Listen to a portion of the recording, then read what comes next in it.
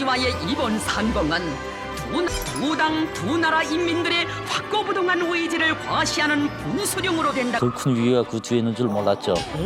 어느 나라라는 거는 찝지 않을게요. 짧은 한 30분 동안 이제 나의 정치 망명을 그 나라가 인정을 안 하겠다고 하는 거예요. 그다음 쿠바로 돌려보내겠다고. 그냥 이 사람은 우리 대한민국 헌법에 따라서 우리 국민이다. 다 없어지더라고요. 소비하기 어쩌고 뭐 어쩌고 해도 듣지 않던 사람들이 그분이 한마디 짧은 말씀에 이 사람들이 다 꼴을 사리는 거 보고 정말 대한민국 국력을 제가 그때 느꼈어요. 파나마 정부가 미사일 부품으로 의심되는 화물을 실은 북한의 선박을 납포했습니다. 미사일이요? 제가 사건이 좀 컸죠. 제13년.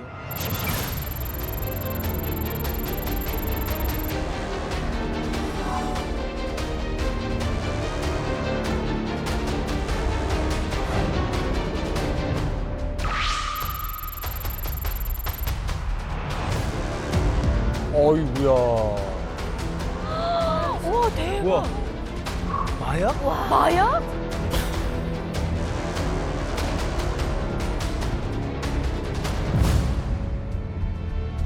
Asistencia de parte del capitán y sus 35 tripulantes. Al capitán inicialmente le dio como un ataque al corazón, después trató de suicidarse. 자살? 우와 뭐야? 왜? 왜 이렇게까지? 왜 자살?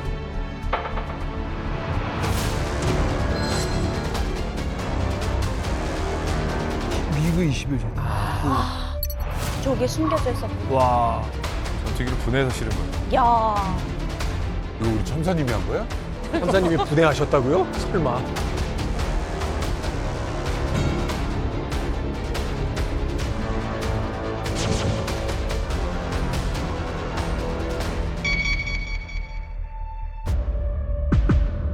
아, 이건 뭐 대북제재 위반을 떠나서 이건 엄청난 거잖아요, 뭐.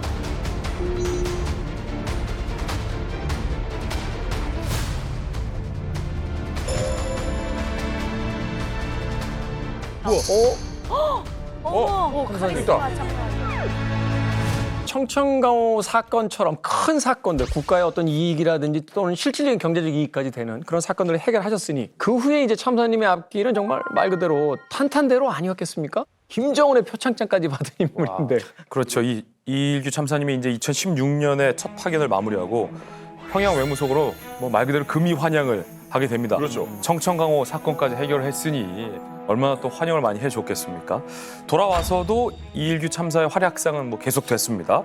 2016년 4월부터 12월까지는 정책종합국 과장으로 또 근무를 했고 2019년까지는 아프리카 아랍 또 라틴 아메리카 부국장 겸 당세포 비서로 근무를 하게 되는데 이때 특히 외무성 내에 굵직한 행사도 많았다고 들었습니다. 예, 그때 이제 2018년 9월 9일 이제 북한 국경절에쯤에서 이제 북한에서 오래간만에 국가 수반도 초대한 큰 행사를 했고 2개월 지나서 이제 쿠바 대통령 디아스 카넬이 평양을 방문했습니다. 그래서 그 두 행사 계기에 제가 이제 행사 현장 지휘 그걸 맡았었죠.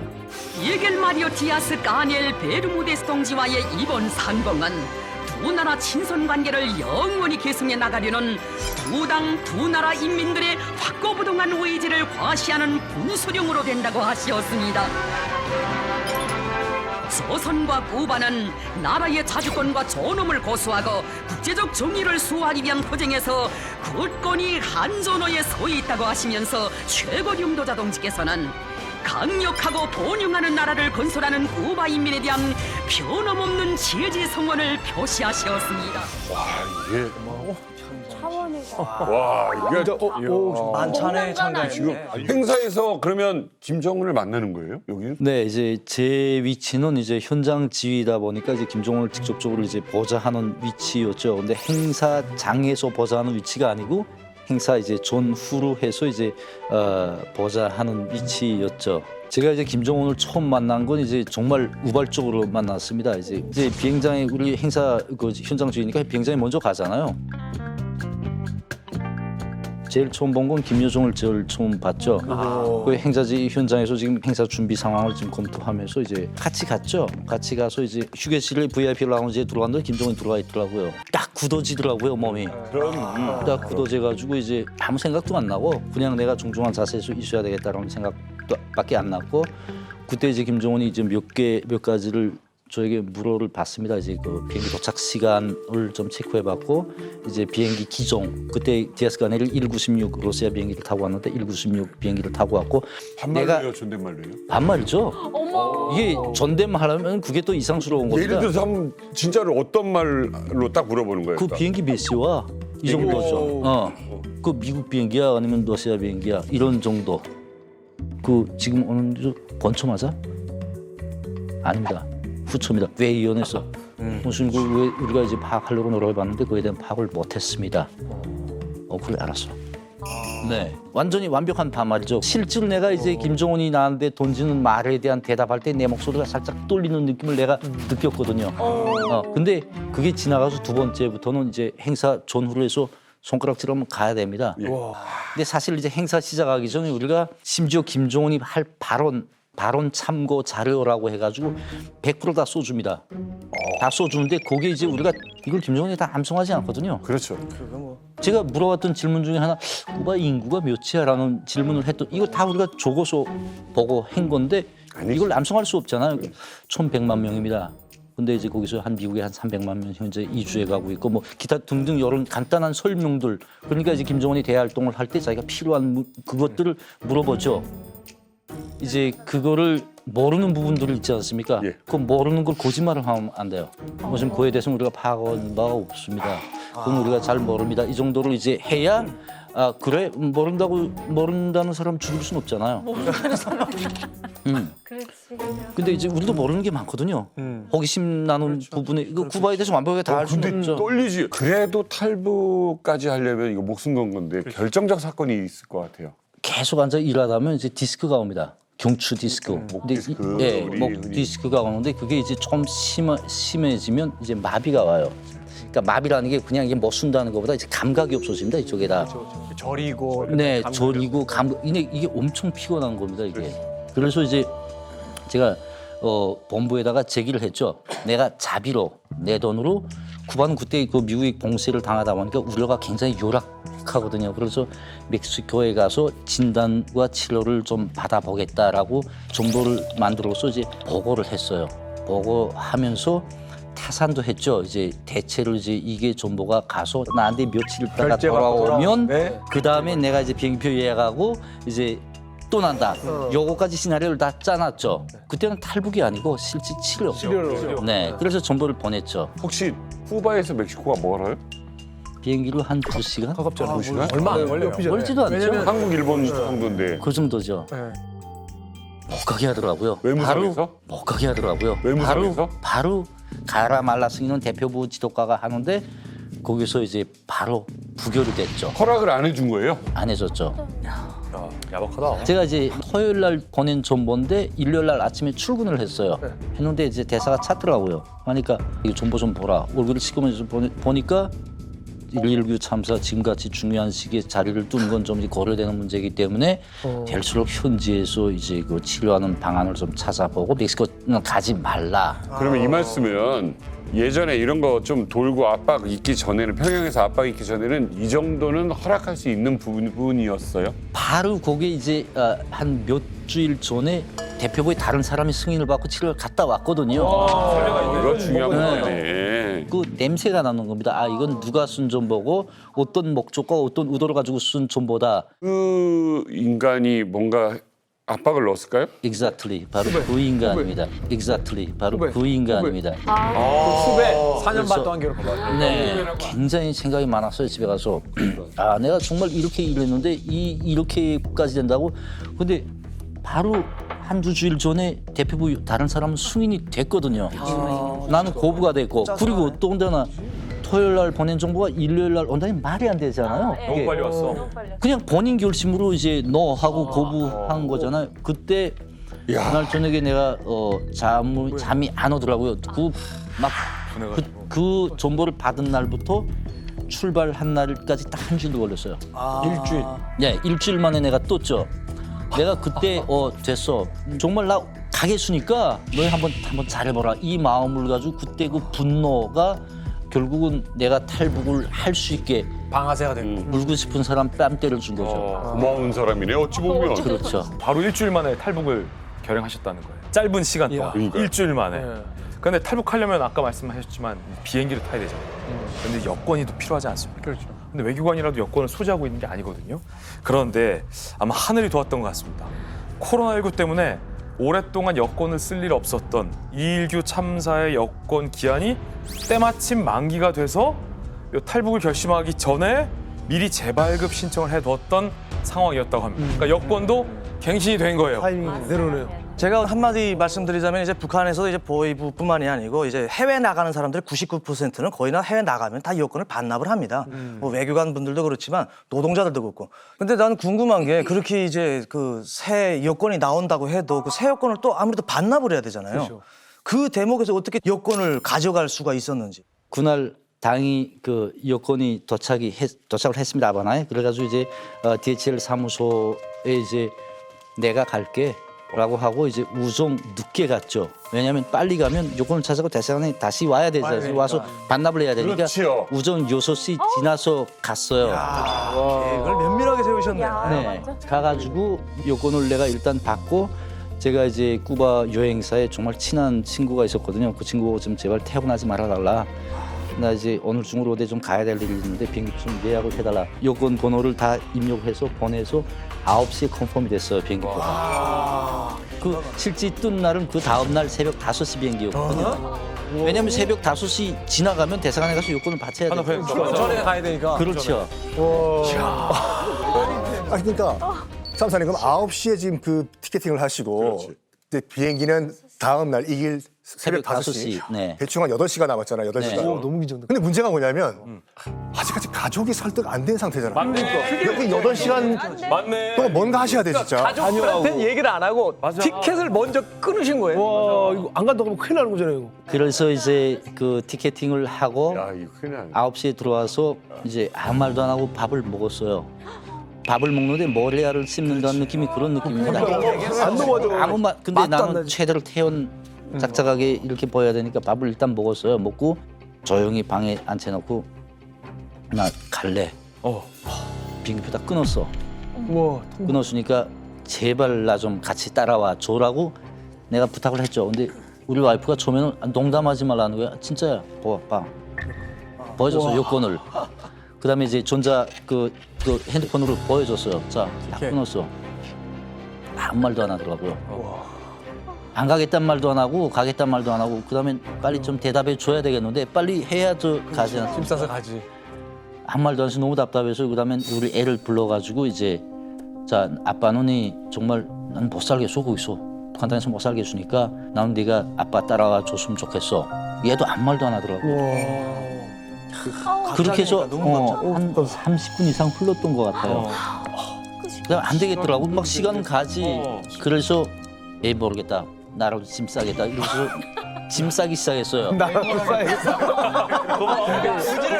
그래야 따라와. 내가 확실하다는 걸 보여줘야 되니까. 그렇지. 근데 확실한다. 신기하게 우리 집 사람이 일어나서 짐 싸는데 같이 챙겨주더라고요. 그래서 마음이 됐구나 열심히 했구나. 하고 다행이다. 우리 애 보고 너도 빨리 가서 내 짐 챙기고 빨리 가자. 어느 정도로 긴장했냐면 우리 앞집에 북한 사람이 살고 있었어요. 아이고. 근데 새벽에 내가 이제 대사관에다가 내 차도 다 세워놨어요. 차를 가지고 밤에 움직이면 이상하게 생각할 것 같아서 다 대사관에 차 세워놓고 택시를 불렀죠. 새벽 2시에 택시가 이제 나가야 되는데 앞집 사람이 이상하게 생각할 것 같아서 막 짐도 이제 소리 안 나게 들고 나가는 게 그중에 가방을 하나 떨고 놓고 왔죠. 그 가방에 이제 뭐가 있었냐면 이제 소에게 돈도 있었고 이제 집 열쇠도 있었고 외교관증이 있었고 뭐 기타 등등 이런 게 다 있었어요. 그게 한데 문을 열고 나왔는데 그날따라 어떻게 현관문이 걸렸어요. 참 이상하더라고 그날.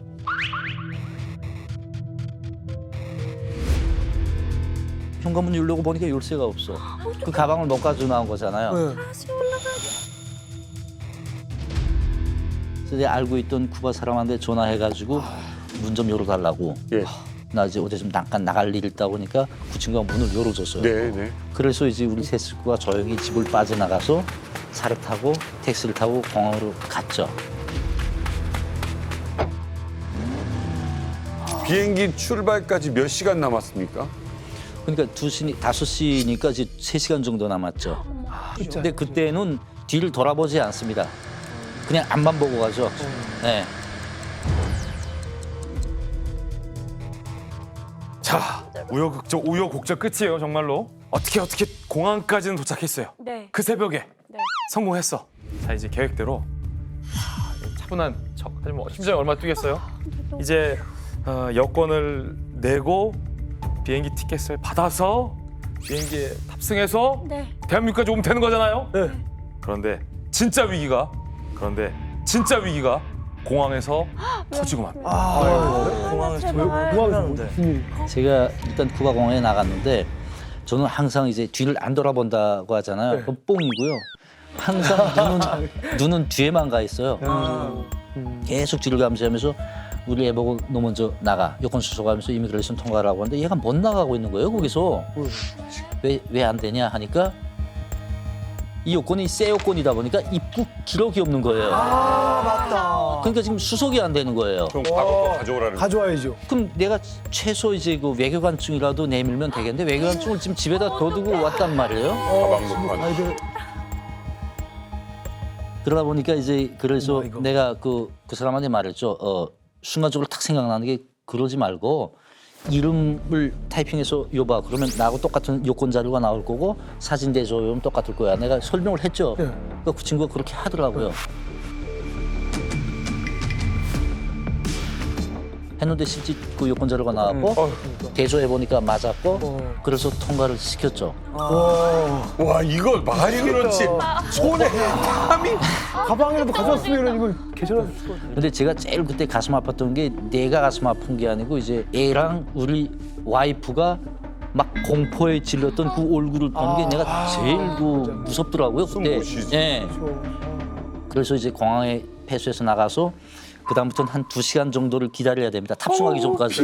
와, 그 그러니까 실제 시간이 너무 길어. 탑승을 해서 40분이면 비행기가 뜹니다. 탑승 그 버딩을 시작해가지고. 근데 버딩하기 전까지 한 1시간 정도가 있는데 1시간이 60분이잖아요. 제가 시계를 한 120분 본 것 같아요. 그렇죠. 120분이면 뭡니까? 네. 그럼요. 이 정도 되면 한 10분 지났겠냐 보면 1분이 안 된 거예요. 어떡해. 나도 초심증 너무 알아.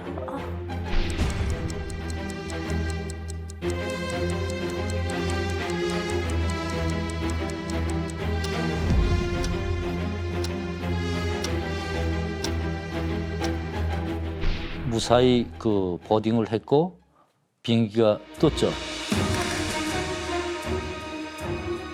그때 이제 비행기 타고 가면서 만세를 불렀는데 그때 부르지 말아야 될 만세를 부른 거죠. 그 더 큰 위기가 그 뒤에 있는 줄 몰랐죠. 아, 이거 위기가 또 있거든요. 더큰 거기 누구 있었나 봐. 북한 사람. 뭐야? 부르지 말아야 될 만세를 부른 거죠. 그 더 큰 위기가 그 뒤에 있는 줄 몰랐죠. 아, 이거 위기가 또 있거든요. 더큰 거기 누구 있었나 봐. 북한 사람. 뭐야? 제가 어느 나라라는 거는 찝지 않을게요. 예. 근데 이제 어느 공항에 도착을 했습니다.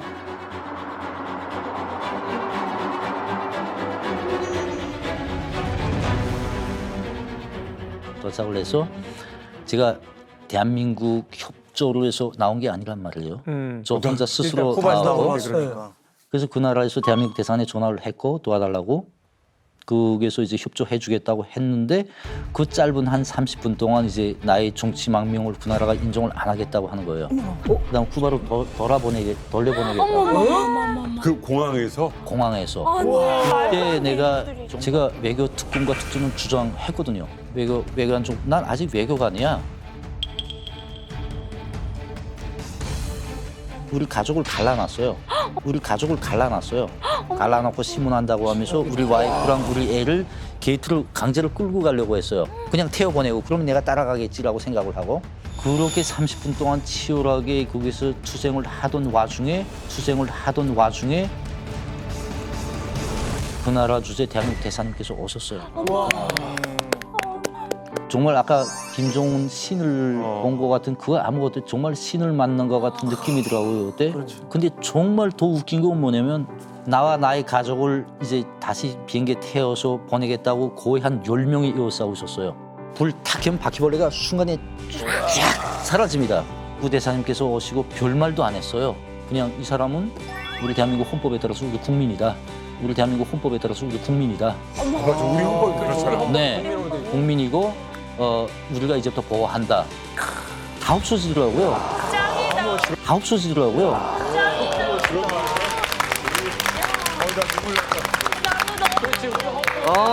너무 멋있다. 수혜 씨 우네, 수혜 씨 울어. 했어요. 얼굴 눈물 난다. 대한민국 국력이 바로 그거더라고요. 그 대사님이 별 말씀 안 하셨다니까요. 내가 정말 비엔나 협약이 어쩌고 뭐 어쩌고 해도 듣지 않던 사람들이 다 그냥 꼴을 사르더라고요. 야, 진짜 멋있다. 그래서 제가 이제 구출이 됐죠. 나 이게 눈물 나려. 맞아요, 다시 맞아요. 돌아갔으면 큰일 나, 끝나. 아니 멋있다. 은희 씨가 했던 얘기였나? 여권 보고 울었다고. 안면에 이 사람은 대한민국 국민이니까 어디를 가든 이 사람의 모든 조건을 하나 다 보호해 줘야 된다라고 앞구절에 써 있거든요. 제가 한국에 와서 여권 발급받고 그거 보고 집에서 방에서 침대 위에서 엉엉 울었어요. 중국에서 그렇게 수모를 당했는데 여기 오니까 나를 이렇게 보호해 주라고 여권이 나오니까 그거랑 진짜. 비슷한 것 같아요. 그때 기분은 정말 구세주를 만난 기분이죠. 그렇죠. 멋있다. 굉장히 자존심 다 무너지고 그렇잖아요. 나도 같은 외교관인데 내 말은 그 말 같지도 않았고 물론 상대는 대사님이지만 그분이 한마디 짧은 말씀에 이 사람들이 다 꼴을 사리는 거 보고 정말 대한민국 국력을 제가 그때 느꼈어요. 그러니까 이게 나는 외교관으로서의 이일규라는 인물이 아니라 아빠잖아. 지금. 네, 맞아. 가족을 책임지는 아빠. 네, 얼마나 벌벌 떨고 계시고 내가 해줄 수 있는 건 한계가 있었잖아, 한계. 근데 이게 해결될 때 그 아빠의 마음은 남편의 마음은 맞습니다. 지금 참사님의 이야기를 들으면서 제가 잊고 있었던 걸 몰랐던 걸 다시 한번 깨닫게 되는 게 우리 헌법에 분명히 북한에 있는 많은 동포들이 우리의 국민이다라고 분명히 돼 있다라는 것. 그 대사님께서 바로 정콕을 바로 한마디로 이야기하셨네요. 우리 국민이다. 멋있다. 겁나 멋있어. 수석을 밟은 뒤에 이제 모든 것들이 다 지나고 나서 드디어 이제 한국행 비행기에 몸을 싣게 되잖아요. 기분이 어떠셨습니까? 그때 처음 내가 대한민국 간 행을 후회했던 것 같아요. 그때 이제 사전에 저한테 말씀을 해줘서 일체 말하지 말라고. 이제 그게 이제 북한 말 쓰면 사람들이 이렇게 주목하고 뭐 어쩌고저쩌고 한다고 해서 전 입을 꾹 다물고 있었는데 보니까 굉장히 사람들이 자신감이 넘치고 일반 그 여행객들인데 나 같은 건 관심도 안 하고 자기도 사진 찍고 셀카 찍고. 네 그때 이제 자신감이 확 떨어지더라고요. 그래서 그리고 이제 이제 되셨다.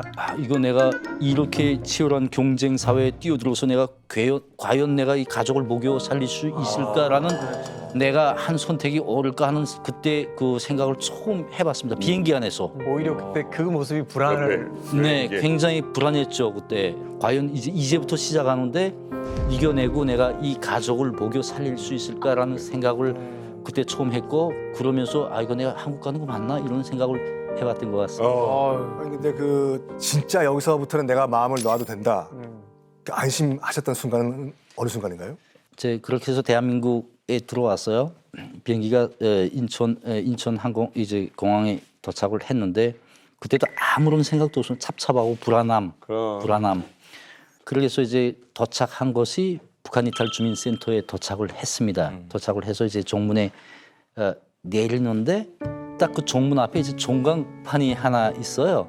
딱 보는 순간에 그 불안함이 조금은 가셔지더라고요.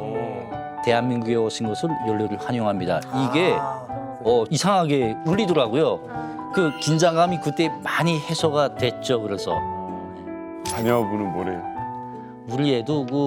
우리 애는 굉장히 좋아했죠. 이제 대한민국 땅 밟는 순간부터 온 세상을 다 얻은 것 같은.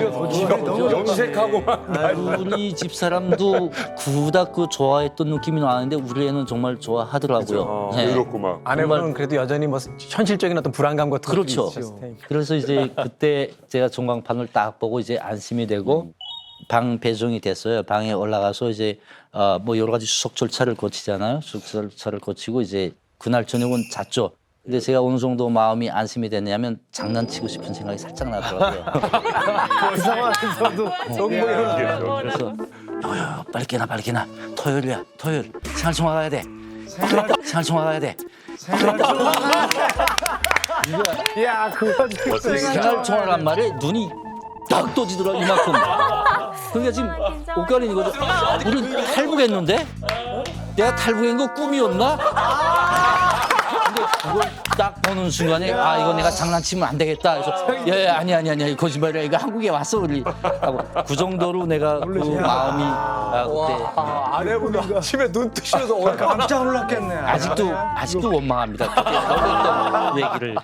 어떤 게 가장 좋으세요? 대한민국에 와서 사시는 것 중에? 제가 저번 주에 파주 아울렛에 이제 갔었어요. 네. 갔는데 의자에 앉았는데 옆에 이제 가스 난로가 막 이렇게 올라오더라고요. 당연. 그 당연하다고 말씀하시잖아요. 그럼 그게 왜? 근데 그 가스 난로 있는 옆에 이제 탁에 앉아서 우리 진짜 한국 간 거 잘한 것 같아. 북한 같았으면 얼어 죽겠으면 죽고 말겠으면 말고 여기다 무슨 난로 피워주는 그거 어디 있어? 그렇죠? 없어요. 대한민국 얼마나 따뜻하냐. 이제 밖에서 이제 밥 먹을까 봐 그걸 걱정해서 난로까지 켜주고 정말 우리 대한민국 온 거 잘한 것 같아. 그 당연한. 네.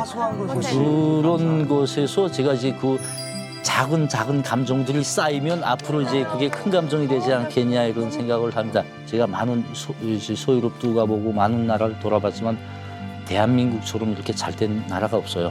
이제 언젠가는 이 나라도 이제 내 조국처럼 다가오겠죠. 당당하게 떳떳하게 나는 대한민국 사람이다라고 이제 말할 때가 있겠죠. 그때까지 열심히 살게요.